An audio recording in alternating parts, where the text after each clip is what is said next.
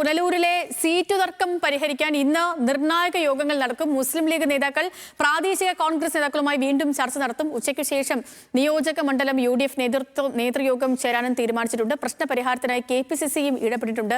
ഷമീർ അബ്ദുൽ വിവരങ്ങളുമായി ചേർന്നു. ഷമീർ, ഈ വിമത ശല്യത്തെ തുടർന്ന് ലീഗിന് കടുത്ത അതൃപ്തിയുണ്ട്, അതവർ പറയുകയും ചെയ്തിരുന്നു.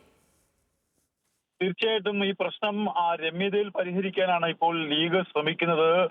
നാളെ നോമിനേഷൻ അവസാനിക്കാനിരിക്കെയാണ് ഇത്തരത്തിലൊരു നീക്കം നടത്തുന്നത്. സംഭവത്തിൽ ഇപ്പോൾ AICCയും കൂടി ഇടപെട്ടിട്ടുണ്ട്. എന്തായാലും കോൺഗ്രസ് പ്രാദേശിക വിമതൻ അവിടെ രംഗത്തുണ്ട്. അതിന് പൂർണ്ണ പിന്തുണ പ്രാദേശിക കോൺഗ്രസ് നേതാക്കൾ നൽകുന്നു. അവർ പ്രചരണം അവരുടെ വഴിക്ക് മുന്നോട്ട് കൊണ്ടുപോകുന്നു. കോൺഗ്രസ് നേതൃത്വം പറഞ്ഞിട്ട് പോലും അവർ വഴങ്ങുന്ന സാഹചര്യത്തിലാണ് ഇപ്പോൾ KPCCയും അതുപോലെ AICCയും ഇതിൽ ഇടപെടുന്നത്. എന്തായാലും മുസ്ലിം ലീഗിന്റെ സംസ്ഥാന നേതൃത്വം ഇതിൽ കടുത്ത അതൃപ്തി അറിയിക്കുകയും ചെയ്തിട്ടുണ്ട്. എന്തായാലും ഇന്ന് ഇവരുമായി നേതൃത്വം ചർച്ച നടത്തും. ഇതിനുശേഷം നാളെയോടുകൂടി പ്രശ്നം പരിഹരിക്കാൻ കഴിയുമെന്നാണ് ഇപ്പോൾ ലീഗ് നേതൃത്വം വ്യക്തമാക്കുന്നത്. സീതലക്ഷ്മി. ഓക്കെ ഷമീർ, ശരി.